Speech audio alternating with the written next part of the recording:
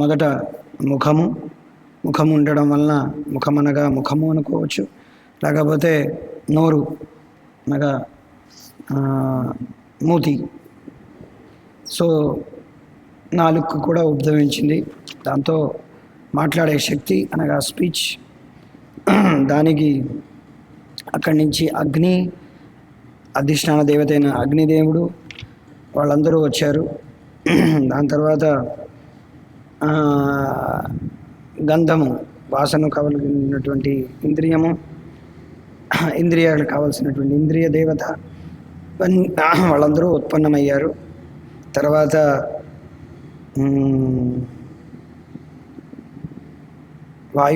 వాయుదేవుడు ఆవిర్భవించాడు. దాని తర్వాత కళ్ళు భగవంతుడి యొక్క 2 కళ్ళు ఆవిర్భవించాయి. ఆవిర్భవించిన తర్వాత దానికి చూపు, దానికి తగినటువంటి అధిష్టాన దేవత అయిన చంద్రులు ఉద్భవించారు. దాని తర్వాత చెవులు, దానికి వినికిడి శక్తి, దానికి కావలసిన దిగ్దేవతలు వాళ్ళు కూడా ఉద్భవించారు. సో ఈరోజు శ్లోకంలో త్వక్కింద్రియం అనగా చర్మము ఉద్భవించిందనమాట. దాని తర్వాత చర్మం ఉండడం వలన అక్కడ రోమరంధ్రాలు ఉంటాయన్నమాట. సో చర్మం ఉండడం వల్ల రోమరంధ్రాలు ఉండడం వలన అక్కడ ఏమంటారు దాన్ని ఏమంటారు జుత్తు, వెంట్రుకలు, తర్వాత గడ్డము, మీసములు ఇవన్నీ కూడా ఉద్భవించాయి అన్నమాట.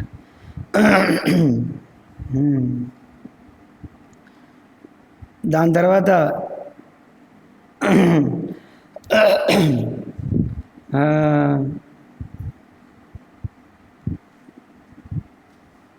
దీనికి సంబంధించినటువంటి ఏవైతే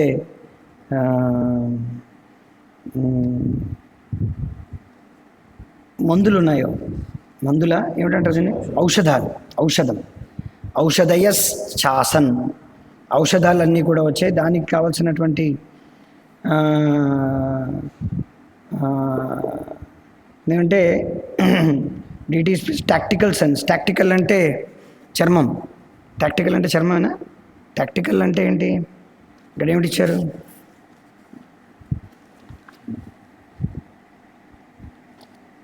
యాభై 56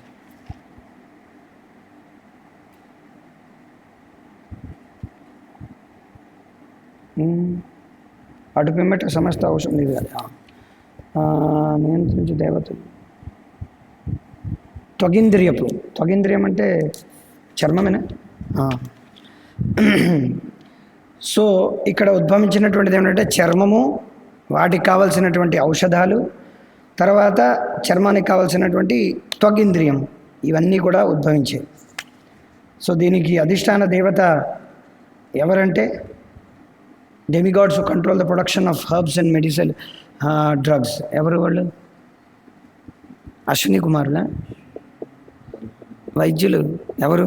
ధన్వంతరి మెయిన్ డీటీ. సో దానికి దేవతలు కూడా ఉద్భవించారు అన్నమాట. సో ఇక్కడ చర్మము గురించి ప్రభుపాదుల వారు చాలా చోట్ల తన యొక్క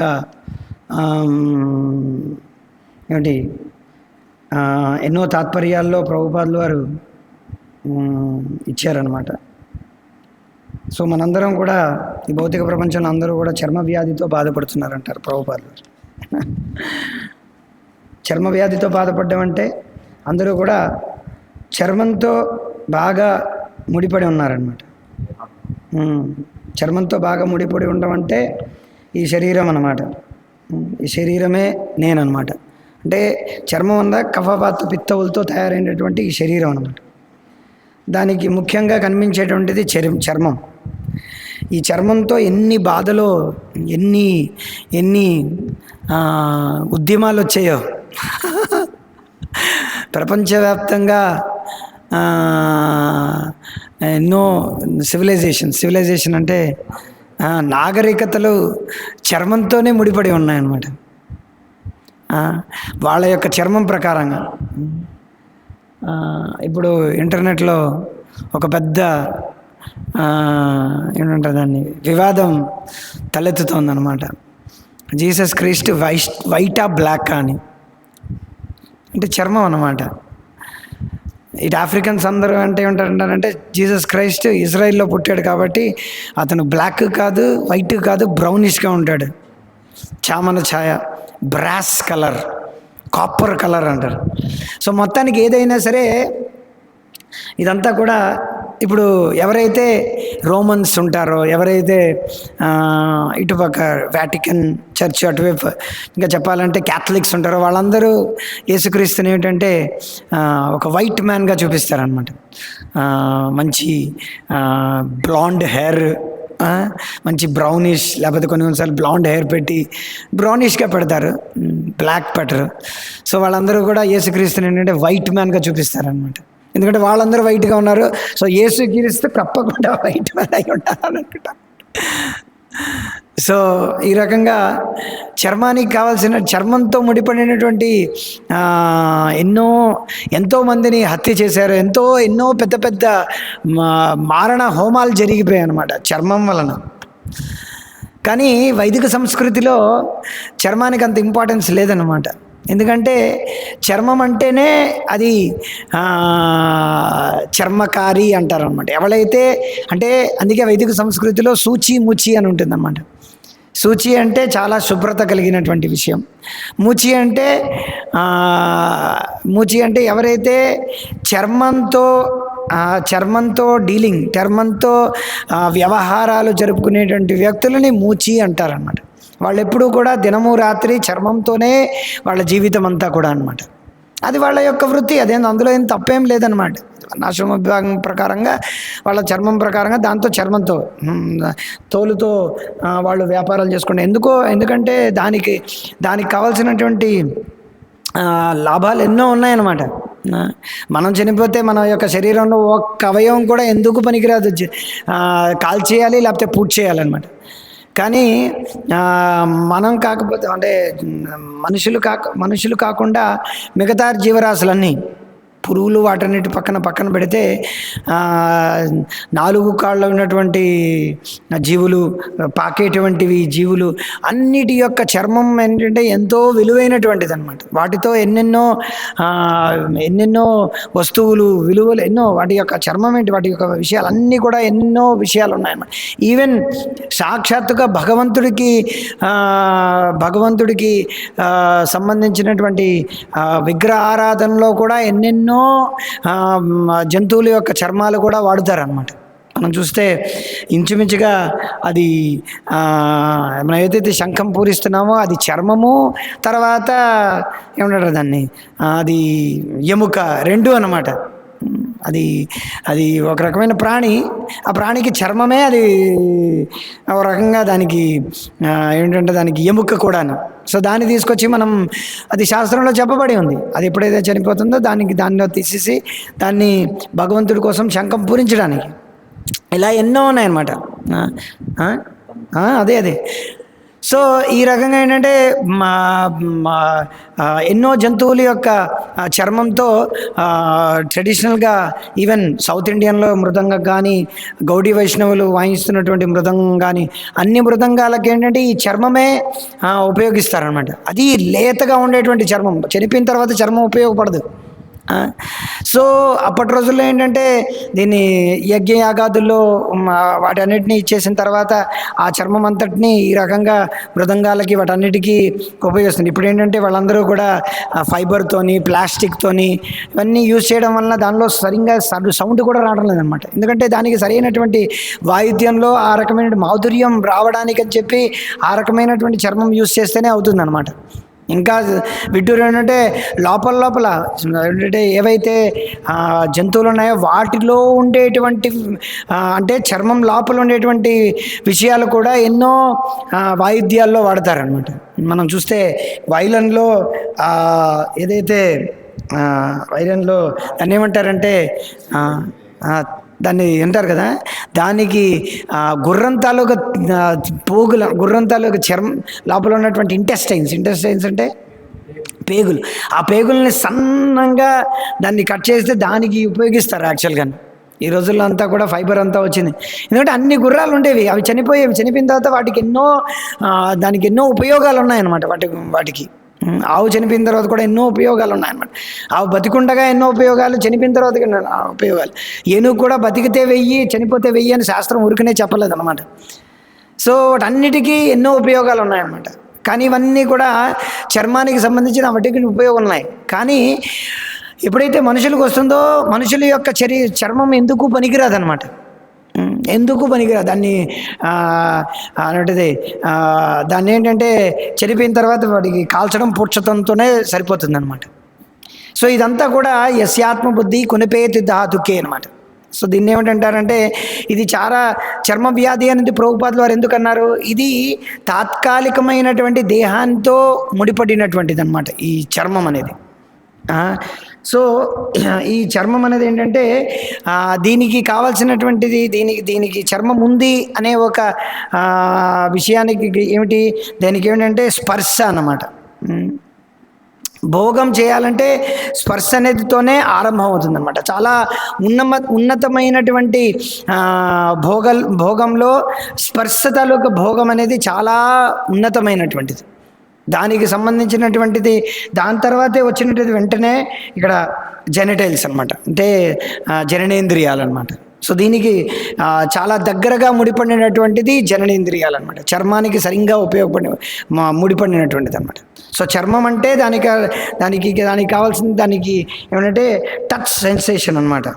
దానికి తెలుగులో ఏమంటున్నారంటే స్పర్శము, స్పర్శేంద్రియం. చర్మమే స్పర్శకు స్థానము. అంటే చర్మం ఉందంటే దానికి స్థానం ఏమిటి, చర్మం, స్పర్శ అనమాట. ఏహి సంస్పర్శజా భోగ. సో భోగం అంటే ఏమిటంటే స్పర్శతోనే ప్రారంభం అవుతుంది అనమాట. ఏహి సంస్పర్శజా భోగ. కానీ ఆ భోగం అనేది భౌతిక జగత్తులో ఏమిటంటే అది దుఃఖానికి కారణమవుతుంది. ఏహి సంస్పర్శజా భోగ దుఃఖయోనే ఏవతే. అది భగవంతుడు భాగవతంలో కూడా మరో చోట చెప్తాడనమాట. ఏమిటది మర్చిపోయింది. సుఖం ఐంద్రీకం దైత్య దేహజోగేన దేహిన సర్వత్ర లభ్యతే యస్మాత్ యథా దుఃఖం అయత్నత అన్నాడు. అంటే ఏమిటంటే సుఖం ఐంద్రియం, సుఖం అనేది ఇంద్రియాలకు సంబంధించింది. అంటే ఇంద్రియాలకు సంబంధించిందంటే ఇంద్రియం అంటే ఇంద్రియాలు జడమైనటువంటివి. కానీ ఎప్పుడైతే చర్మం ఉంటుందో, స్పర్శ ఉంటుందో అప్పుడు ఇంద్రియాలు చలనం అవుతాయి అన్నమాట. అప్పుడు ఇంద్రియ భోగంలో ఏంటంటే పరాకాష్ఠకి వెళుతుందన్నమాట. మొత్తం మిగతా ఇంద్రియాలన్నీ కూడా స్పర్శతోనే ప్రారంభం అవుతాయి అన్నమాట. స్పర్శ లేనిదే మనం ఎంతకని చూస్తాం, ఎంతకని వింటాం. చూసడంతో వినడంతో అంత ఎక్కువగా ఉండదన్నమాట. దాన్ని ఎప్పుడైతే చర్మం ద్వారా ఎప్పుడైతే పట్టుకుంటామో, చూడండి ప్రతి వస్తువు మనం ఏదైతే తింటుంటామో దానికి ఏంటంటే వేరే ఏదైతే గ్రహించాలనుకున్నాం, ఏదైతే తినాలనుకుంటాం, ఏదైతే వాసన చూడాలనుకున్నాం, ఏదైతే మనం సృష్టించాలనుకున్నాం, ఏదైతే జననేంద్రియాల ద్వారా భోగించాలనుకున్నాం, వాటన్నిటికీ చర్మంతో ప్రారంభం అవుతుంది అనమాట. అది చర్మంతో ప్రారంభం అవడం వలన ఏమిటవుతుందంటే దానిలో రసనం అనేది ఉత్పన్నం అవుతుంది. దానిలో ఏంటంటే చర్మం ఉండడం వలన వాయువుతో సంకర్పించడం వలన మనకేంటంటే ఓ రకమైనటువంటి రసనం, ఓ రకమైనటువంటి భోగం అనేది వస్తుందన్నమాట. ప్రభుపాదుల వారు చెప్తారు దానిలో ఒకరైనటువంటి ఇచ్చింగ్ సెన్సేషన్, మనకి దురద అనేది వస్తుందన్నమాట.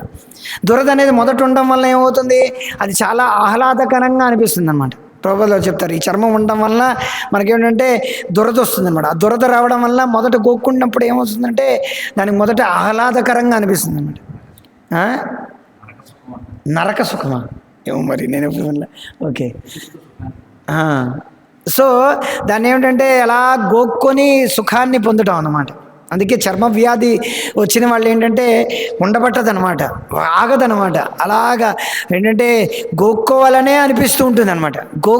ఎంత గోక్కుంటే ఎంత ఆనందంగా ఉండేటట్టుగా ఒక రకమైన ఆనందం అనేది వస్తుంటుంది అనమాట.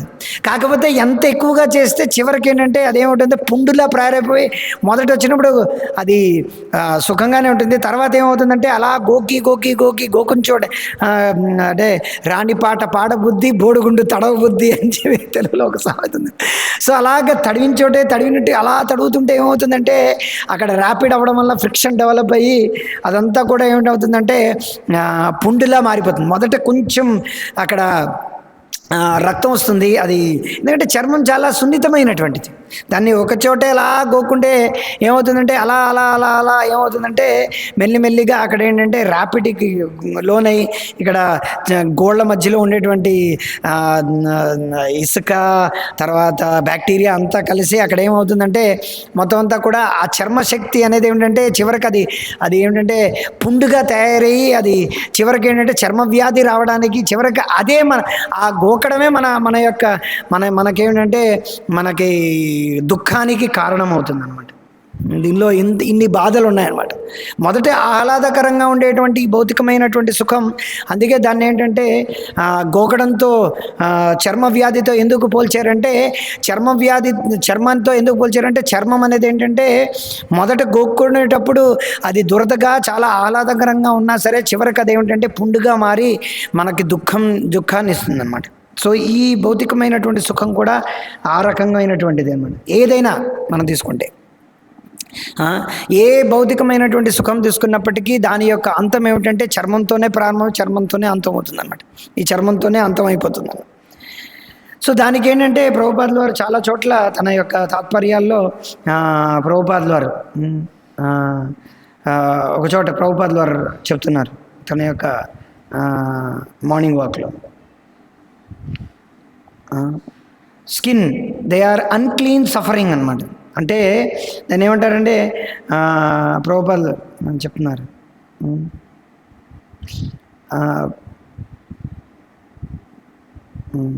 ప్రభుపాదులు ఏం చెప్తున్నారంటే they are concerned with outward body, that's all. Shirt and coat civilization వాళ్ళకి ఏంటంటే పైన ఉన్నటువంటి వేసుకున్నటువంటి దుస్తుల మీదే ఉన్నటువంటి మమకారం అంతా ఉందన్నమాట. వాళ్ళ యొక్క అంటే బాహ్యమైనటువంటి వేసుకున్నటువంటి దుస్తుల మీదే వాళ్ళ యొక్క నాగరికత అంతా ఉంది. ముఖ్యంగా పాశ్చాత్య దేశాల్లో ఈ రకంగా ఉందన్నమాట. కానీ లోపల వాళ్ళ యొక్క హృదయం లోపల మొత్తం అంతా మలిలాలు ఉన్నాయి. కానీ బయట కూడా వాళ్ళు ఏంటంటే ఈ చర్మం ద్వారా లోపల వాళ్ళు శుభ్రంగా లేరు. బయట ఏంటంటే వాళ్ళు ఎప్పుడూ కూడా స్నానం చేయకపోవడం వలన వాళ్ళ యొక్క చర్మం నుంచి వచ్చేటువంటి ఈ చెమట వలన ఎన్నో క్రిమికీటకాలు, ఎన్నో చర్మ సంబంధించినటువంటి కూడా వస్తున్నాయి అన్నమాట. కానీ వాళ్ళు ఏంటంటే దీనికి ప్రభుపాదులు చెప్తున్నారు, ఎన్నో పెర్ఫ్యూమ్లు తర్వాత మంచి మంచి కోట్లు, షర్ట్లు, ప్యాంట్లు వేసుకొని దాన్ని కప్పేస్తున్నారు అని చెప్పి ప్రభుపాదులు చెప్తున్నారు. సో అందుకని వాళ్ళకేంటంటే చర్మ వ్యాధులన్నీ వస్తున్నాయి అన్నమాట. Unclean suffering from so many skin diseases వాళ్ళు రావడం వల్ల ఎన్నో చర్మ వ్యాధులతో బాధపడుతున్నారు అన్నమాట. ప్రభుపాదుల వారి యొక్క శిష్యులు ఒక అతను చెప్తున్నారు, ఇంగ్లాండ్లో సిస్టమ్ ఏమిటంటే వారంలో ఒకసారి మాత్రమే స్నానం చేయాలన్నమాట. స్నానం ఎందుకు చేయాలి? స్నానం చేయడం అంటే ఈ చర్మానికి ఏమిటంటే శుద్ధపరచుకోవడం గురించి. ప్రభుపాదుల వారు ఒక చోట భగవద్గీత తాత్పర్యం రాస్తారనమాట.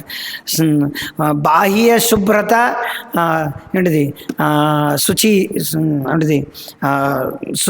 అంటే క్లీనినెస్ గురించి ప్రభుపాదుల వారు రాస్తున్నప్పుడు అమానిత్వం, మదం, ఇవన్నీ అన్నింటిలో ఒక చోట శుచి గురించి వచ్చినప్పుడు 17వ అధ్యాయం 18వ అధ్యాయం శుచి గురించి రాసిన ప్రభుపాదుల వారు రాసిన internal cleanliness and external cleanliness. External cleanliness అంటే అట్లీస్ట్ కనీసం ఒకసారైనా స్నానం చేయాలి. ఇంకా బ్రాహ్మణ అంటే 3 సార్లు స్నానం చేస్తారు, సన్యాసి అంటే 3 సార్లు చేస్తారు, బ్రాహ్మణ అంటే కనీసం 2 సార్లు స్నానం చేస్తారు. స్నానానికి కావాల్సింది ఏంటంటే వాళ్ళు ఏంటంటే వెళ్తారు నదిలో స్నానం చేస్తే ఈవెన్ మనకి ఏదైతే మనం వెళ్ళాం అక్కడికి వాళ్ళ దగ్గరికి సనాతన జీవన్ వాళ్ళకి ఏంటంటే అక్కడ ఏం చెప్తుందంటే మీరు స్నానం చేసేటప్పుడు ఏమీ చేయక్కర్లేదు, గట్టిగా స్నానం చేసి కొంచెం ఎక్కువసేపు మనం నదిలో కానీ లేకపోతే షవర్లో ఉన్న చేత్తో రాస్తే చాలు, మొత్తం అంతా కూడా క్రిమి అనేది మనకు కావాల్సినటువంటి చెత్త అంతా వచ్చేస్తుంది అనమాట. సోప్ యూజ్ చేయవలసిన అవసరం కూడా కూడా లేదన్నమాట. అఫ్కోర్స్ మనం అలవాటు పడిపోయాం, సోప్ యూజ్ చేస్తాం. సోప్ వలన కూడా ఎన్నో బాధలు ఉన్నాయన్నమాట. ఆ సోప్ అంతా కూడా ఈ రోమరంధ్రాల లోపల వెళ్ళిపోయి ఎన్నో క్యాన్సర్లకు వస్తాయన్నమాట. అందులో యూజ్ చేసేటటువంటి సోపింగ్ అంటే ఆ ఫోమ్ వచ్చేటి రావడానికి కావాల్సినటువంటి కెమికల్స్ అన్నీ యూజ్ చేస్తారు. కాబట్టి అది అంతా కూడా ఈ పోర్స్ లోపలికి వెళ్ళిపోవడం వల్ల ఎన్నో చర్మ వ్యాధులు వచ్చేటువంటి అవకాశాలు కూడా ఉన్నాయన్నమాట. సో ప్రజలకు ఈ విషయాలు తెలియవు, ఎన్నెన్నో సోపులు యూజ్ చేస్తారనమాట. కానీ సోపుకి కావాల్సినటువంటి ఎన్నో అంటే చర్మానికే ఎన్నో ఏమిటంటారు దాన్ని, ఎన్నో అడ్వర్టైజ్మెంట్లు, ఇలా రాసుకోవాలి, అలా రాసుకోవాలి, ఈ సోప్ యూజ్ చేస్తే ఇలా నిగనిగ మెరిసిపోతుంది, ఈ మొదట ఫేర్ అండ్ లవ్లీ ఉండేది, ఇప్పుడు ఏమిటిది ఫేర్ అండ్ హ్యాండ్సమ్గా మారిపోయింది అనమాట. ఇప్పుడు ఫేర్ అండ్ హ్యాండ్సమ్గా మారిపోయింది అనమాట. ఇప్పుడు ఉన్నటువంటి వాళ్ళందరూ బయట దేశాల్లో ఉన్నటువంటి వాళ్ళందరూ ఏంటంటే సూర్యరశ్మిలో ఎందుకు కూర్చుంటారు, ఎందుకంటే వాళ్ళకి చర్మం అంతా తెల్లగా ఉండడం, ఫేర్గా ఉండడం వాళ్ళకి ఏంటంటే చాలా చిరాగ్గా ఉంది. వాళ్ళకి ట్యానింగ్ కావాలన్నమాట, వాళ్ళకి బ్రౌనిష్గా కావాలన్నమాట. ఇండియాలో ఉన్న వాళ్ళందరూ ఏంటంటే బ్లాక్గా ఉన్నారు, బ్రౌన్గా ఉన్నారు అని చెప్పి వాళ్ళు ఏం చేస్తారంటే తెల్లగా మారడానికి అని చెప్పి ఫేర్నెస్ క్రీములు, ఫెయిర్ అండ్ హ్యాండ్సమ్లు గట్రా రాస్తారనమాట. సో ఇవన్నీ కూడా ఏంటంటే దీని చర్మానికి సంబంధించినటువంటి ఒక దురదకు సంబంధించినటువంటి వ్యాధుల యొక్క విస్తీరణ అనమాట. దీనివల్ల ఏం లాభం లేదనమాట. సో ఇంకోటి ఏంటంటే నెక్స్ట్ వాళ్ళ యొక్క ఇంకో శిష్యుడు ఏం చెప్తున్నారంటే ఇంగ్లాండ్లో కొన్నిసార్లు నెలకు ఒకసారే స్నానం చేస్తారంటే నా ఫ్రెండ్ నాతో చెప్పారని చెప్పి స్వరూప్ దామోదర్ చెప్తున్నారు. They take bath only some times once in a week or they never take bath, ఈ రకంగా. So in India especially the Europeans, ప్రభుపాదులు చెప్తున్నారు భారతదేశంలో ఐరోపా వాళ్ళు వచ్చినప్పుడు I know after 4 days all the coats and shirts became full of germs. ఏంటంటే ఏం చెప్తున్నారు ప్రభుపాదులు చెప్పినప్పుడు ఇంగ్లాండ్ వాళ్ళు భారతదేశానికి వచ్చినప్పుడు ఎవరైతే ఐరోపా దేశం, ఐరోపా అంటే చాలామంది వచ్చారు, స్పెయిన్ వాళ్ళు వచ్చారు, స్పానిష్ వచ్చారు, పోర్చుగీస్ వచ్చారు, ఇంగ్లీష్ వాళ్ళు వచ్చారు, రోమన్ వాళ్ళు వచ్చారు, గ్రీక్ వాళ్ళు వచ్చారు, ఎంతోమంది వచ్చారనమాట. వాళ్ళందరూ వచ్చినప్పుడు వాళ్ళందరూ ఇండియాలో ఉన్నారు. ఇండియా వాళ్ళు ప్రతిరోజు స్నానం చేస్తారు, నదికి వెళ్ళాలి స్నానం చేయడం. వాళ్ళకేంటంటే 4 రోజులకు ఒకసారి, 10 రోజులకు ఒకసారి. కానీ ప్రభుపాదులు ఏం చెప్తున్నారు, ఐరోపా వాళ్ళు ఏంటంటే భారతదేశానికి వచ్చినప్పుడు వాళ్ళు 4 రోజులకు ఒకసారి స్నానం చేయడం వల్ల కొట్లు షర్ట్లలో అన్నింటిలో నేను మొత్తం అంతా కూడా క్రిమి కీటకాలతో నిండిపోయింది అనమాట. I mean to say these bugs ప్రభుపాదులు చెప్పారు డ్యూ టు బ్యాడ్ ప్రెస్పిరేషన్. ఎందుకు, భారతదేశం యొక్క మొత్తం వాతావరణం అంతా కూడా చాలా వేడిగా ఉంటుందన్నమాట, దానికి తగ్గ తిండి ఉంటుందన్నమాట. ప్రభుపాదులు వారు చెప్తారు భారతదేశంలో అందుకే కూడా ఎవరు కూడా అంత ఎక్కువగా పని చేయడానికి ఇష్టం ఉండదంట. ఎందుకు ఇష్టం ఉండదు, ఎందుకంటే అక్కడ ఉష్ణోగ్రత చాలా ఎక్కువగా ఉంటుందన్నమాట. అందుకనే వాళ్ళకు తగినటువంటి తిండి, ఆ రకమైనటువంటి పంటలు, ఆ రకమైనటువంటి అంటే సీజనల్, ఖరీఫ్ సీజన్ 2 సీజన్స్ ఉండేవి. ఏమిటి, ఖరీఫ్ సీజన్, రబీ సీజన్, అంతే. ఇప్పుడు ఏమిటి, ఎప్పుడు కావాలంటే అవి ఖరీఫ్ సీజన్, రబీ సీజన్ మర్చిపోయారు, ఆ సీజనే లేదనమాట. ఇప్పుడు పండించడానికి కావాల్సిన ప్రతిసారి అయిపోయిందంటే వెంటనే పండించుకుంటారనమాట. ఇది చాలా ఘోరమైనటువంటిది అనమాట. ఎందుకు, మామూలుగా చెప్పాలంటే ఈ చర్మం నుంచి చెమటలోంచి వాసన రాదు అనమాట. చెమట వచ్చినప్పటికీ కూడా చెమటలోంచి వాసన రాదు. ఎందుకు, మనం తినే తిండి బట్టి చెమట వస్తుంది. చెమట వచ్చినప్పటికీ వాసన రాదనమాట. మహారాజు చాలాసార్లు, నాకైతే చెప్పలేదు కానీ చాలామందికి డైరెక్ట్గా చెప్పేశారనమాట, మీ చర్మం మీ ఏంటిది చెమట నుంచి వాసన వస్తుంది అంటారు అనమాట. ఎందుకంటే మనం తిండి, మనం పడుకునే నిద్ర, తర్వాత తాగేటువంటి నీరు, మన యొక్క లోపల ఉన్నటువంటి అవయవాలు, వాటి నుంచి వచ్చేటువంటి ఊపిరితిత్తులు, దాని నుంచి వచ్చేటటువంటి ఏంటిది శ్వాసలో ఉండేటువంటి వాసన, వీటన్నిటికీ లింక్ ఉందన్నమాట. ఆ చర్మం దానిపైనటువంటి ప్రెస్పిరేషన్ అనగా చెమటలో వచ్చేటువంటి చెమటకు కావాల్సినటువంటి ఆ వాసన అన్నీ వస్తాయి అన్నమాట. Problem due to bad they cannot. So therefore it must be changed. Swarup Damodar చెప్తున్నారు అన్నమాట. But sometimes ago there was an article by medical doctor in Los Angeles saying that Americans there too many times, so they have skin disease. I was so surprised to see that written by medical doctor. He doesn't know anything but he is a doctor. చాలాసార్లు స్నానం చేయడం వల్ల కూడా ఎన్నో చర్మం కలిగినటువంటి వ్యాధులు వస్తాయి అన్నమాట. ఎందుకు వస్తాయి?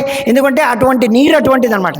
ఎందుకంటే మామూలుగా నీరులో ఏంటంటే ఏ రకమైనటువంటి ఏమిటంటే మిక్స్ ఏమి చేయక్కర్లేదనమాట. ఈ ఆరో వాటర్ ఏదైతే ఉందో అందులో వాళ్ళు ఏమిటంటారంటే మేము కావాలని ఇందులో అంటే ఒక రకంగా ఒక టైంలో ఏంటంటే మామూలుగా మీరు ఎక్కడ పడితే అక్కడ నీళ్ళు, ఈ నదిలో ఉండేటువంటి నీళ్లు తాగొద్దు అది ఇది అనే ప్రాపగేషన్ వచ్చిందనమాట. మామూలుగా నూతిలో ఉండేటువంటి నీళ్లు తాగొద్దు, లేకపోతే బోర్లో ఉండేటువంటి నీళ్లు తాగొద్దు, కింద నుంచి వచ్చేటువంటి నీళ్లు తాగొద్దు అంటే ఏదైతే సహజమైనటువంటి నీళ్లు తాగొద్దని చెప్పి చాలా పెద్ద అడ్వర్టైజ్మెంట్ చేసి ఆరో నీళ్లు తాగండి, ఆరో నీళ్లు తాగండి, ఆరో నీళ్లు తాగండి, ఈ తాగండి అని అందరికీ అడ్వర్టైజ్మెంట్ చేసి ఇప్పుడు ఏం చెప్తున్నారు?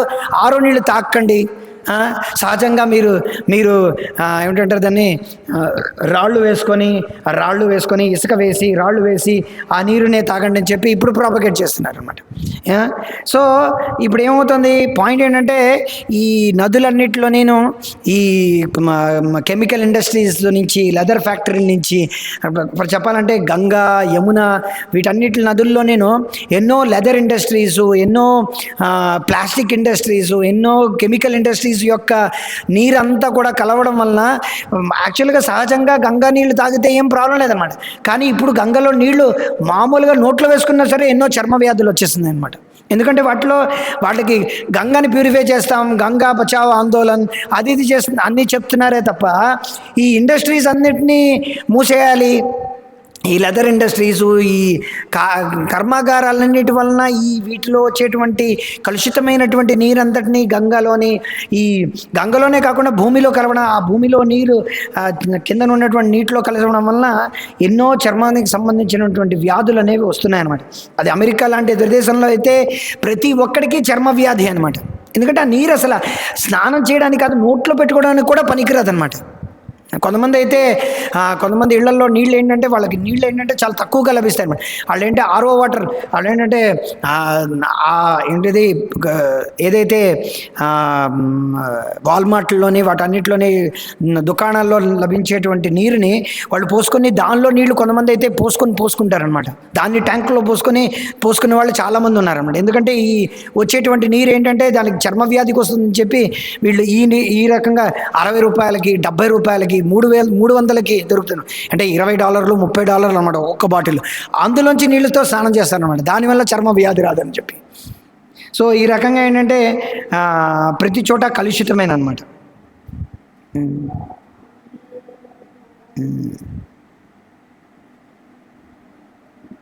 ఓకే.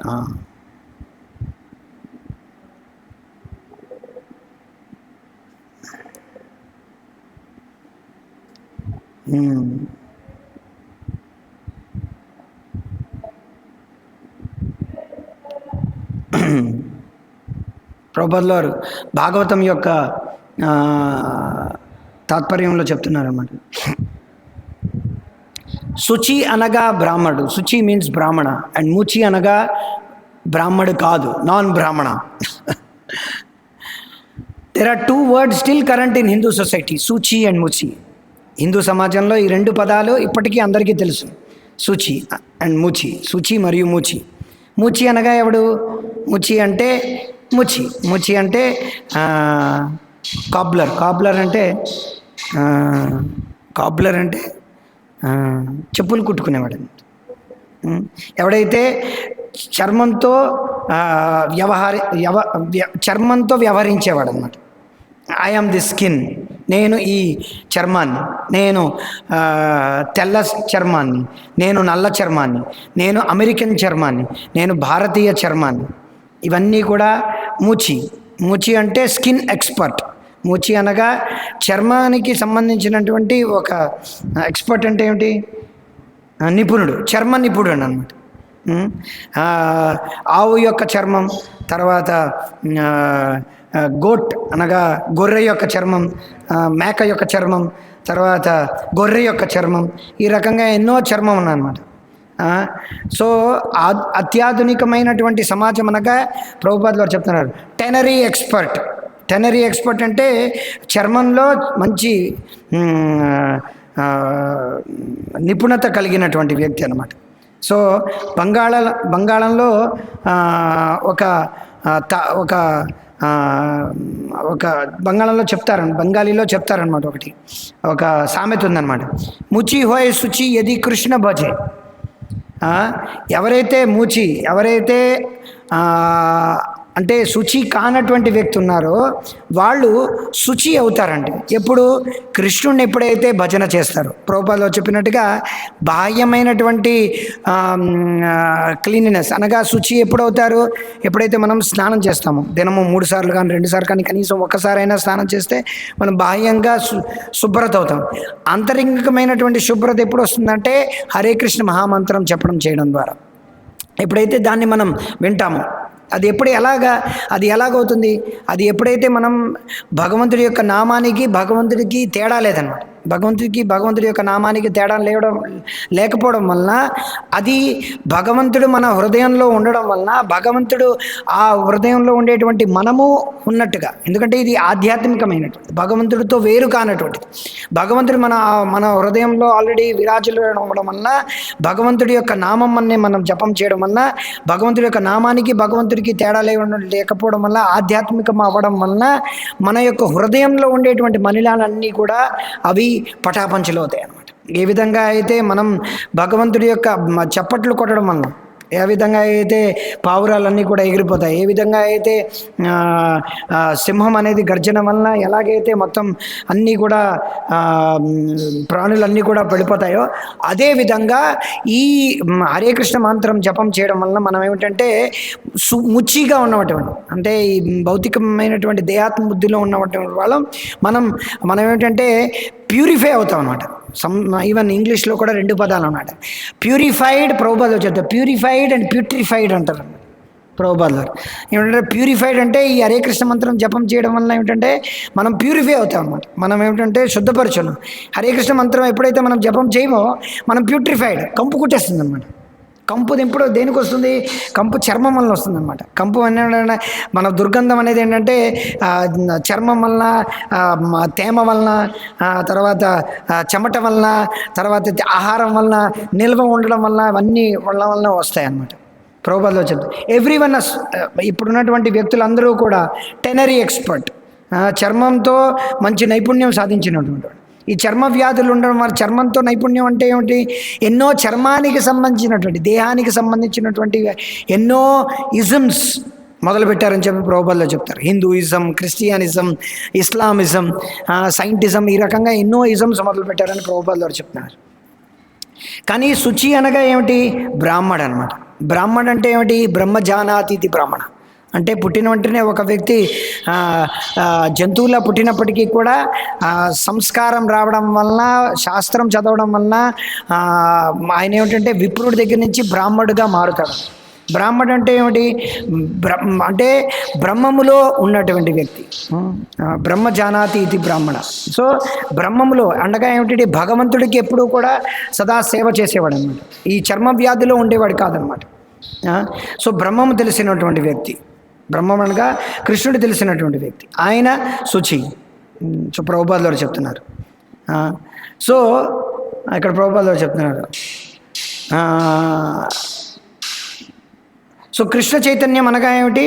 మనం బ్రాహ్మణత్వాన్ని పొందడం అన్నమాట. ఇప్పుడు ఎవరికి కూడా బ్రాహ్మణత్వం లేరనమాట. అందరూ కూడా శూద్రం, దానికన్నా కింద యొక్క స్థాయిలోనే ఉన్నారనమాట అందరూ కూడా. సో మనం ఎప్పుడైతే ఈ హరే కృష్ణ మంత్రం జపం చేస్తామో, ఎప్పుడైతే మనం భగవంతుడికి సేవ చేస్తామో, ఆ రకంగా మనం ఏమిటంటే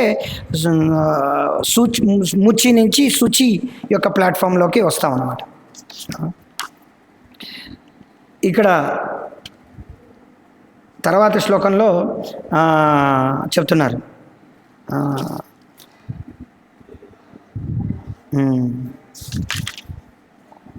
దాని పిమ్మట వీర్యము మరియు జలమునకు అధిష్టాన దేవత ప్రకటమయ్యను.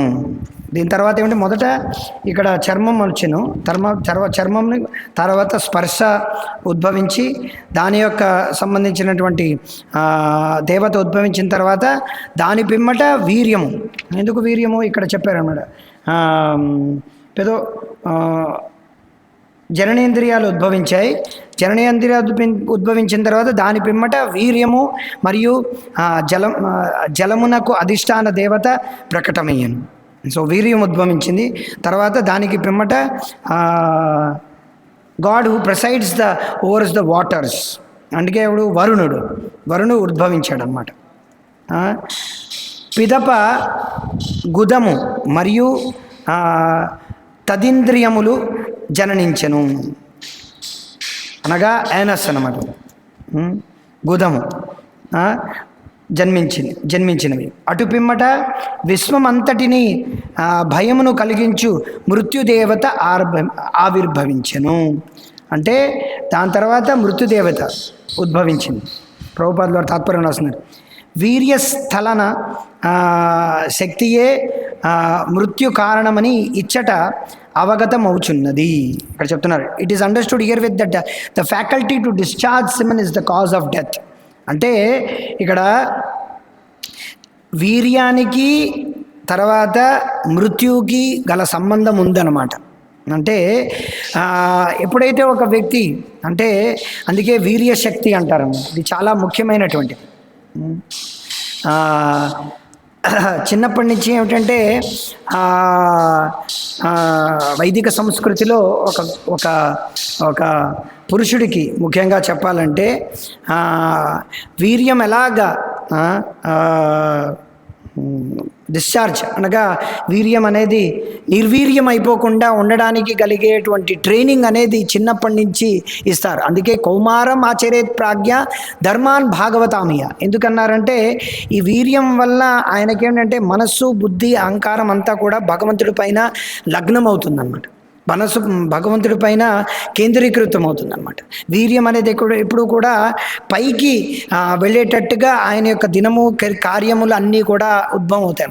ఎప్పుడైతే మనం ఇంద్రియాలు ఎప్పుడైతే భగవంతుడు తప్ప అన్యము వాటికి ఎప్పుడైతే భోగమైనటువంటి వాంఛల పట్ల వెళ్తామో వీర్యం అనేది ఏంటంటే కింద బయటికి వెళుతుంది. వీర్యం అనేది ఏ విధంగా ఉద్భవిస్తుంది? మన తినేటువంటి పదార్థాల ద్వారానే ఉద్భవిస్తుంది అనమాట. ఇప్పుడు ఎవరికి నిర్వీర్యం అయిపోతున్నారు అనమాట. ఎందుకంటే వాళ్ళందరూ తినేటువంటిది ఆహారం అంతా కూడా కెమికల్, పీల్చేటువంటి వాసన అంతా కూడా కెమికల్ అవ్వడం వలన ఇదంతా కూడా వీర్యం అంతా కూడా కింద భాగానికి వెళ్ళిపోతుంది, కిందలోంచి కిందకి వెళ్ళిపోతుంది. యాక్చువల్గా వీర్యం అనేది ఏంటంటే పైకి వెళుతూ ఉండాలన్నమాట. మన యొక్క అంటే వీర్యం అనేది ఏమిటంటే ఏ విధంగా మనం తెలుసుకోవాలంటే ఏ విధంగా అయితే పాలని ఏంటంటే మనం వేడి చేసిన తర్వాత ఆ పాల ద్వారా వేడి చేసిన తర్వాత దానిలో కొంచెం పెరుగు వేసిన తర్వాత దాన్ని ఏదైతే పెరుగు విరుగుతుందో, విరిగిన తర్వాత విరిగిన పాలలో వచ్చేటువంటి పెరుగు ఏదైతే ఉందో దాన్ని ఎప్పుడైతే చిలుకుతామో, ఎప్పుడో చిలికిన తర్వాత వచ్చేటువంటి వెన్న ఏదైతే ఉంటుందో అటువంటిది అనమాట వీర్యం. మనం ఏంటంటే తినేటువంటి పదార్థాలన్నింటిలోనే కలిగే శక్తి ఏదైతే ఉందో అది వీర్యంగా మారుతుంది అనమాట. ఆ వీర్య కణాలు ఎప్పుడైతే ఉంటాయో అది ఎప్పుడైతే మనం ఏమిటంటే దాన్ని ఇక్కడ చెప్తున్నారు వీర్యస్థలన శక్తి ఏదైతే మనం ఎప్పుడైతే దాన్ని డిశ్చార్జ్ అయిపోతుందో అది ఏంటంటే మరణానికి చిహ్నం అని అంటారన్నమాట. అందుకే వైదిక సంస్కృతిలో ఏమిటంటే దాన్ని తపశ్శక్తి ద్వారా, తపోబలం ద్వారా, ఆసనాల ద్వారా, యమో నెమ్మ ఇవన్నీ ఏంటంటే వీర్యాన్ని ఎలాగ సుస్థిరం చేసుకోవడానికే మొత్తం అంతా కూడా. కానీ మనం దానికి ప్రత్యేకంగా మనం చెయ్యము. కానీ ఎప్పుడైతే మనం భగవద్గీత, భాగవతం ఈ శాస్త్రాలను చదివి గురువు యొక్క ఆదేశాలన్నింటినీ పాటించి మనం ఏంటంటే ఏదైతే ప్రకృతి ఇచ్చినటువంటి తిండిని మనం తిని మనం ఎప్పుడైతే సింపుల్ లివింగ్, హై థింకింగ్ మనం ఏంటంటే ఎప్పుడైతే చాలా అదేంటిది సింపుల్ లివింగ్ అంటే ఏమిటి, సరళమైనటువంటి జీవితం, తర్వాత ఉన్నతమైనటువంటి ఆలోచనలు ఎప్పుడైతే ఎప్పుడైతే మనం చేస్తామో ఆటోమేటిక్గా వీర్యం అనేది ఏంటంటే భగవంతుడికి కేంద్రీకరించడం ఉండడం వలన అది ఎప్పుడూ పైకే వెళుతుంది అనమాట. అప్పుడు మనలో ఏంటంటే చర్మానికి సంబంధించినటువంటి వ్యాధులు, తర్వాత సైకలాజికల్ ప్రాబ్లమ్స్, మెంటల్ ప్రాబ్లమ్స్. ఈ రోజుల్లో అందరికీ మెంటల్ ప్రాబ్లమ్స్ ఎందుకు అవుతున్నాయి? ఎందుకు అందరికీ సైకలాజికల్, ఫిజికల్ ఎందుకు ప్రాబ్లమ్స్ అవుతున్నాయి? ఎందుకు వస్తాయి? ఎందుకంటే వాళ్ళు వీర్యాన్ని ఏంటంటే ఈ విధంగా ఏమిటంటే డిశ్చార్జ్ చేసుకున్నారు. వీర్యస్థలనం అయిపోతుంది అనమాట అందరికీను. ఎవరికి కూడా వీర్యాన్ని పైకి వచ్చేటువంటి పద్ధతి కానీ ప్రక్రియ కానీ లేదు. ఇది లేకపోగా చాలామంది డాక్టర్లు ఏమంటారంటే, మీరు కృత్రిమంగా మీరేంటంటే హస్తమైతనం చేసుకోండి, వీర్యాన్ని ఇంకా వదలండి, దానివల్ల ఇంకా మీకు శక్తి పెరుగుతుందని చెప్పి ఎంతోమంది డాక్టర్లు అనమాట యూట్యూబ్లో వాళ్ళు చాలా ఫేమస్ అనమాట. డాక్టర్లు అనమాట చెప్తున్నారు, మీరు అందరూ హస్తమైథునం చేయండి, మాస్టర్బేషన్ చేయండి, వీటి చేయడం వల్ల మీకు ఇంకా శక్తి పెరుగుతుంది అని చెప్పి వాళ్ళు లేనిపోనివన్నీ కల్పించి, ఆల్రెడీ మనకున్నటువంటి సమస్యల వల్ల మనకి ఆల్రెడీ దాన్ని ఏమంటారు, నైట్ ఫాల్ అంటారు. చాలామంది ఈ నైట్ ఫాల్తో బాధపడుతూ ఉంటారనమాట. వీర్యం అనేది ఏంటంటే రాత్రిపూట అలా వదిలిపోతుంటుంది అనమాట, చొంగ కారుస్తూ ఉంటారు అనమాట. వాళ్ళు ఇక్కడ చొంగ కారుస్తుంటారు, ఇక్కడ వీర్యం అనేది వదిలేస్తుంటారు. ఎందుకంటే వాళ్ళ యొక్క మనసు, బుద్ధి, అహంకారం, వాళ్ళు తినేటువంటి స్పర్శ, ఇవన్నీ కూడా తినేటువంటి ఆహారం, ఇవన్నీ కూడా మన మనస్సు పైన, మన బుద్ధి పైన, మన యొక్క అహంకారం పైన, మనకి కోపం రావడం, మనకి కామ, క్రోధ, లోభ, మోహ, మద, మత్సర్యాలు, వీటన్నిటిపైన ఎంతో ఆధారపడి ఉంది. సో పరవడం వల్ల మనకు వీర్యం అనేది ఏంటంటే ఆటోమేటిక్గా ఏంటంటే అది దానివల్ల వీర్యం అనేది ఏంటంటే డిశ్చార్జ్ అయిపోతుంది. అలా అని చెప్పి మనం ఇక్కడ వీర్యం డిశ్చార్జ్ అయిపోకుండా ఉండడానికి మనకు ట్రైనింగ్ ఉంటుంది. సో భగవంతుడి పైన ఎప్పుడైతే మనం సంలగ్నం చేస్తామో ఆటోమేటిక్గా మనకేంటంటే మిగతా విషయాల పైన చాలామంది వచ్చి మనకి అదే అడుగుతుంటుంటారు అన్నమాట. ఎలా స్వామి, ఎలాగా మనసును ఎలా కేంద్రించాలి, మనం బోలెని మంది ఆడవాళ్ళు ఉన్నారు, ఏ రకంగా మనం ఆటోమేటిక్గా ఆడవాళ్ళు ఉన్నారంటే మిగతా తర్వాత ఎప్పుడైతే మనం ఈ కో ఎడ్యుకేషన్ ఉండంటే ఆటోమేటిక్గా ఏంటంటే ఇటుపక్క ఆడవాళ్ళకి, మగవాళ్ళకి, అందరికీ ఏంటంటే ఇంద్రియం పైన నియంత్రణ ఉండదు. ఇంద్రియాల పైన ఎప్పుడైతే నియంత్రణ ఉండదో, వాళ్ళు ఎప్పుడైతే ఇంద్రియాల పైన ఉండదో కృత్రిమంగా వాళ్ళు అనుభవించడానికని ప్రయత్నిస్తారు. కృత్రిమంగా చేయడానికి వాళ్ళు చేయడానికి దాని ద్వారా వచ్చేటువంటి పర్యవసానాల గురించి వాళ్ళు ఆలోచించరు అన్నమాట. సో తద్వారా ఏమవుతుంది, వాళ్ళ యొక్క జీవితంలో ఏంటంటే ఎన్నో దుఃఖాలు వస్తుంటాయి, సైకలాజికల్, మెంటల్, ఫిజికల్ ఎన్నో ప్రాబ్లమ్స్ వస్తుంటాయి. కానీ దానికి సొల్యూషన్ వాళ్ళు కనిపెట్టలేకపోతున్నారు. కానీ ఇది ఇక్కడ సొల్యూషన్ ఉందన్నమాట. ఇక భాగవతంలో కూడా చాలా చోట్ల వీర్యం ఇది రావడం వల్ల మనం చూస్తే ఎన్నో సమస్యలు వచ్చాయన్నమాట. ఎన్నో సమస్యలు మనం చూస్తే ఏమంటారు దాన్ని, ప్రభుపాదుల వారు అక్కడ తాత్పర్యంలో కూడా ఎక్కడైతే శివుడు మోహినీమూర్తి వెనకాతలు వెళ్ళినప్పుడు ఆయన యొక్క సిమెంట్ డిశ్చార్జ్ సో ఆయన యొక్క సిమెంట్ డిశ్చార్జ్ అయినప్పటికీ అక్కడ మహోన్నతమైనటువంటి విషయమే జరిగినప్పటికీ కూడా అక్కడ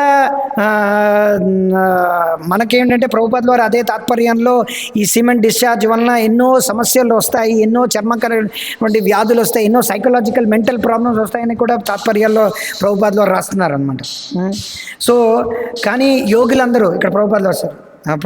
Therefore yogis and transcendentals who want to live for greater spans of life voluntarily restrain themselves from discharging semen. కానీ యోగులు కానీ ఎవరైతే ఆధ్యాత్మికవాదులు కానీ వాళ్ళు నీండకాలం want to live for greater spans of life, ఎవరైతే ఈ నీండకాలం జీవించడానికి, ఎందుకంటే మన యొక్క వీర్యం అనేది ఎంత ఎక్కువగా డిశ్చార్జ్ అయిపోతుందో అంత ఎక్కువగా మనం ఏమిటంటే వయోవిధం అనగా ఏమిటంటే ముసలితనం వచ్చిన తర్వాత మనం ఎన్నో ఏమిటంటారు దాన్ని జాయింట్స్ తాలూకు ప్రాబ్లమ్స్ కానీ ఎన్నో సైకలాజికల్, మెంటల్ ప్రాబ్లమ్స్ రావడానికి గల కారణం ఏంటంటే యవ్వన ప్రాయంలో వాళ్ళు వీర్యాన్ని ఎక్కువగా డిశ్చార్జ్ చేసుకోవడం వల్లనే వచ్చినటువంటి ప్రాబ్లమ్స్ అని వాళ్ళకి తెలియదు అనమాట.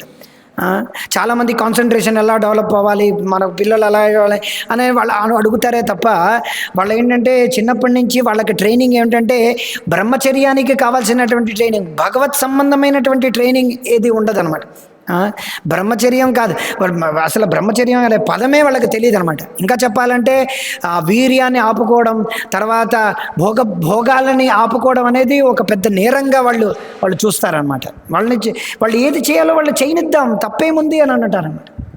పిల్లల్ని ఏదైనా మనం చేయిస్తామంటే వాళ్ళు ఎందుకు ఆపుతున్నారు, వాళ్ళకి ఏది నచ్చితే వాళ్ళకి మనం చేయాలని అంటారు.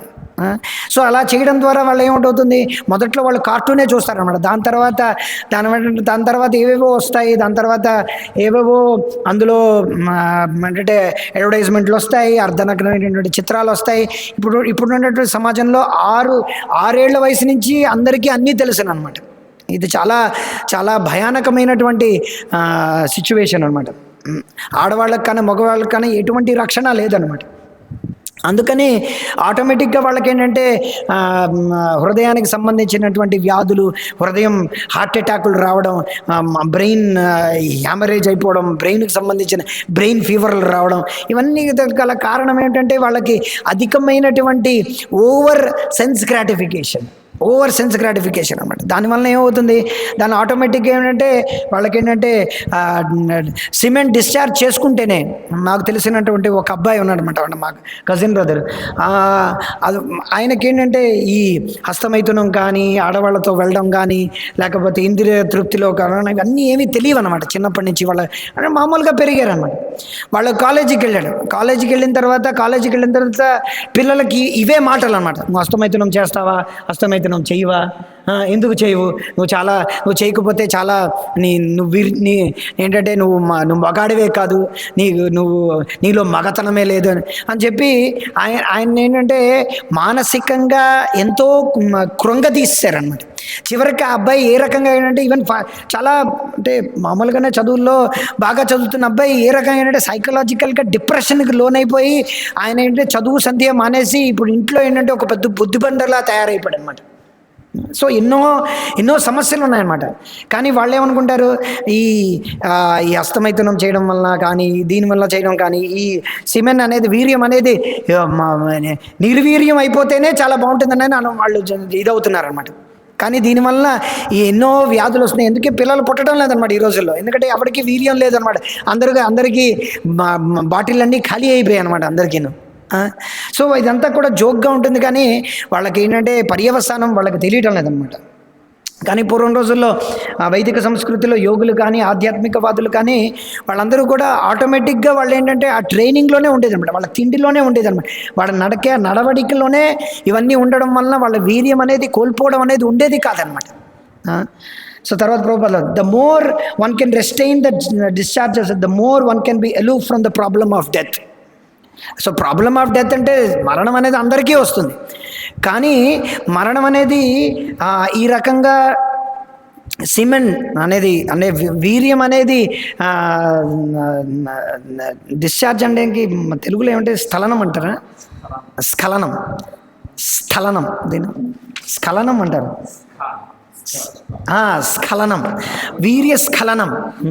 సో వీర్యస్ఖలనం అయిపోవడం వలన ఏమవుతుందంటే మనకేంటంటే ఈ వ్యాధులు కానీ తర్వాత సైకలాజికల్ ప్రాబ్లమ్స్ అనేవి త్వరగా రావడం వలన వృద్ధాప్యంలో మనం ఏంటంటే సునాయాసమైనటువంటి మరణం కాకుండా మరణం అనేది ఏంటంటే చాలా భయానకమైనటువంటి మరణాన్ని మరణిస్తారనమాట. అందుకు ఇక్కడ ఏంటంటే మరణం అనేది అందరికీ వస్తుంది, కాకపోతే ఏంటంటే సునాయాసంగా యాక్చువల్గా చెప్పాలంటే మరణం అనేది ఏంటంటే ఎవరికి తెలియకుండా మరణించాలని చెప్తారు. ఈ మరణానికి కలిసినటువంటి ఎన్నో విషయాలు ఉన్నాయన్నమాట. ఏంటంటే వైదిక సంస్కృతి ప్రకారంగా 50 సంవత్సరాలు వచ్చిన తర్వాత ఎవరు కూడా ఇళ్లలో ఇంటిని పట్టును ఉండరనమాట. పంచాశ్రుతం వనం వ్రచేత్. ముఖ్యంగా చెప్పాలంటే బ్రాహ్మణ వైశ్య క్షత్రియులు ఎవరైతే ఈ వర్ణంలో ఉన్న వాళ్ళందరూ కూడా 50 ఏళ్ళు పైగా వచ్చిందంటే వాళ్ళు ఇంటి వదిలి వెళ్ళిపోయేవారు. శూద్రుడు మాత్రమే ఇళ్లలో ఉండేవారు అనమాట. ఈ బ్రాహ్మణుడు అనేవాడు సన్యాసం స్వీకరించి వెళ్ళిపోతారు, క్షత్రియుడు అనేవాడు వానప్రస్థం స్వీకరించి తన యొక్క భార్యతో వెళ్ళిపోతారు, తర్వాత శూద్రులు అనేవాడు వైశ్యులు అనేవాళ్ళు వాళ్ళు కూడా వానప్రస్థం స్వీకరించి వెళ్ళిపోతారు. అవునా లేదా? వానప్రస్థం లేదా వాళ్ళకి వానప్రస్థం లేదా? మొత్తానికి అట్లీస్ట్ ఈ రెండు అయితే ఎవరు కూడా గృహంలో నివసించరు అన్నమాట. అట్లీస్ట్ బ్రాహ్మణులు కానీ క్షత్రియులు కానీ. సో వాళ్ళకు ఉండడం వల్ల ఏంటంటే వాళ్ళు అందరికీ ఏంటంటే ఇదే విషయాన్ని చెప్పడం వలన, ప్రచారం చేయడం వలన అందరూ కూడా ఈ రకంగా ఏంటంటే మొదటి నుంచి ఆ ట్రైనింగ్ ఉండడం వల్ల వృద్ధాప్యంలో కూడా వాళ్ళు ఈ రకంగా సాంసారికమైనటువంటి విషయాల పట్ల అంత ఆసక్తి ఉండకపోవడం వలన వాళ్ళు ఆటోమేటిక్గా వాళ్ళు ఏంటంటే వీర్యాన్ని ఏంటంటే కంట్రోల్ చేసుకుంటారనమాట. వీర్యాన్ని కంట్రోల్ చేసుకోవడం వలన సెక్స్ అనేది ఏంటంటే మైథునం అనేది ఏంటంటే ఓన్లీ పిల్లలను పుట్టడం వరకే మాత్రమే చూసుకోవడం వలన ఎప్పుడైతే పిల్లలు పుడతారో ఆటోమేటిక్గా సెక్స్ మైథునం అనేది ఏంటంటే స్టాప్ చేస్తారు. ఆటోమేటిక్గా స్టార్ట్ అయిపోవడం వలన తద్వారా ఏమిటంటే మైథునమైనటువంటి విషయాల పట్ల ఆసక్తి తగ్గి భగవత్ సంబంధమైనటువంటి విషయాల పట్ల ఆసక్తి పెరగడం వలన ఆటోమేటిక్గా వాళ్ళు ఏంటంటే మరణం కూడా సునాయాసంగా మరణిస్తారు. ఈవెన్ వీటిలో ఉన్నప్పటికీ కూడా శూద్రులు కానీ వైశ్యులు కానీ మిగతా వాళ్ళ సంగతి తెలియదు. అసలు వాళ్ళు మరణిస్తున్నారనే విషయం కూడా వాళ్ళకి తెలియదు అనమాట ఇంట్లో వాళ్ళకి. సో మరణం అనేది పెద్ద విషయం కాదనమాట. సో ఈ రకంగా ఏమిటంటే ఎవరైతే the more one can restrain the semen, ఎవరైతే ఈ వీర్యాన్ని ఎంత ఎక్కువగా వాళ్ళు నిలుపుకుంటారో అంత ఎక్కువ ఏంటంటే మరణానికి సంబంధించినటువంటి దుఃఖం నుంచి బయటపడగలరు అనమాట. ఈ రోజుల్లో అందరికీ మనం చూస్తున్నామండి, ఈవెన్ మరణించడానికి కూడా ఎంతో దుఃఖపడదు. యాక్చువల్గా చెప్పాలంటే వాళ్ళు ఇప్పుడే మరణిస్తేనే బాగుంటుంది అనే ఒక స్టేజ్లో ఉన్నారనమాట. అంటే అంత దుఃఖంలో అనుభవిస్తున్నారన్నమాట. ఎన్నో అంటే వాళ్ళ బెడ్ పైనే ఎన్నో నొప్పులతో బాధపడుతూ ఉంటారు. ఐసీయూలోనే ఎన్నో సంవత్సరాలు, 10 సంవత్సరాలు, 20 సంవత్సరాలు అదే స్ట్రెచ్చర్లోని అదే దీంట్లో ఎన్నో సంవత్సరాలు గడిపేస్తున్నారన్నమాట. ఇవన్నీ కారణం ఏంటంటే యవన ప్రాయంలో ఎంతో రకంగా వీర్యాన్ని స్ఖలనం చేయడం వల్లనే అన్నమాట ఇదంతా. So there are many yogis living up to 300 to 700 years by this process. ఈ రోజుల్లో ఎవరు ఉంటాం లేదు. ఏవో కొంతమంది చెప్తారు అక్కడ బాబాలు ఉన్నారు, వాళ్ళందరూ హిమాలయాల్లో ఉన్నారని. కానీ మనం దృష్టికి ఎక్కడ ఎవరు ఈ రోజుల్లో 70 సంవత్సరాలు 60 సంవత్సరాలు బతకడమే చాలా కష్టం అన్నమాట. And in the Bhagavatam it is clearly stated that discharging semen is the cause of horrible death. So మరణం అనేది చాలా దుఃఖపూరితమైనటువంటి మరణం. ఎవరైనా మరణిస్తున్నారు అంటే దాని అర్థం ఏంటంటే వాళ్ళు యవ్వన ప్రాయంలో కానీ వాళ్ళ శక్తి చాలా ఎక్కువగా ఉండేటువంటి సమయంలో వీర్యాన్ని బాగా స్ఖలనం చేసి దాన్ని వృధా పరిచేరనే అర్థం అన్నమాట. ఈ విషయాన్ని చాలామందికి, ఈ విషయంలో కలియుగంలో చాలామందికి తెలియదు అనమాట. The more one is addicted to sexual enjoyment. ఎవరైతే యవ్వన ప్రాయంలో కానీ ఈవెన్ శక్తి ఉండేటువంటి సమయంలో ఎవరైతే ఎక్కువగా ఈ మైథున సుఖాన్ని ఎవరైతే అనుభవిస్తారో the more susceptible is to quick death. చాలా త్వరగా మరణిస్తారు. ఈ రోజుల్లో చాలామంది యవ్వన ప్రాయంలో మరణం ఎందుకురా సంభవిస్తుందంటే వాళ్ళు చాలామంది మనం చూస్తాం అనమాట. చాలామంది ఏంటంటే మైథునం చేస్తూనే చాలామంది మరణించిన వాళ్ళు ఎన్నో దాఖలాలు ఎంతోమంది ఉన్నాయన్నమాట. ఇది చాలా దుఃఖపూరితమైనటువంటి సమాజం అన్నమాట. కలియుగంలో చాలామందికి ఏంటంటే వాళ్ళ యొక్క మరణం అనేది ఎప్పుడు సంభవిస్తుందో వాళ్ళకి తెలీదు. అంటే కానీ చాలా దుఃఖపూరితమైనటువంటి మరణిస్తున్నారు అన్నమాట. దీనంతకీ గల కారణం ఏంటంటే వాళ్ళు ఈ రకంగా ఏంటంటే సెక్షువల్ ఎంజాయ్మెంట్, ఇంకా మైథుక సుఖానికి చాలా ఎడిక్ట్, చాలా దానికి బానిసలైపోయారు అన్నమాట. సో ఇప్పుడు దానికి తోడు ఆహారపు అలవాట్లు, దానికి తోడు ఉండేటువంటి వాతావరణం, దానికి తోడు ఫ్రెండ్స్, దానికి తోడు మనకు ఉండేటువంటి మనం నివసించేటువంటి స్థానం, మనకు ఉండేటువంటి ఫ్రెండ్స్, మనం ఉద్యోగం చేసేటువంటి స్థానం, అవన్నీ కూడా ఏంటంటే ప్రభుపాదులు వారు చెప్తున్నారు ప్రతిదీ కూడా ఏంటంటే మైథున సుఖం కోసమే ఆరాట పడుతున్నారు అనమాట.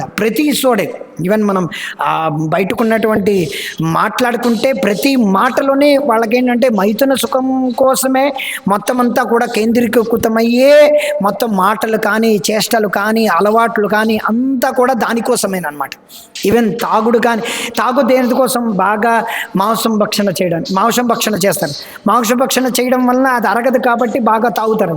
తాగడం వలన బుద్ధి భ్రష్టం అయిపోవడం వలన ఎక్కువ మైథున సుఖాన్ని అనుభవిస్తారు. సో మైథున సుఖం ఉండడం వలన ఎక్కువ రోగాలు పాలవుతారు. రోగాలు పాడడం వలన డాక్టర్ల దగ్గరికి వెళ్తారు. సో ఇవన్నీ ఒకటితో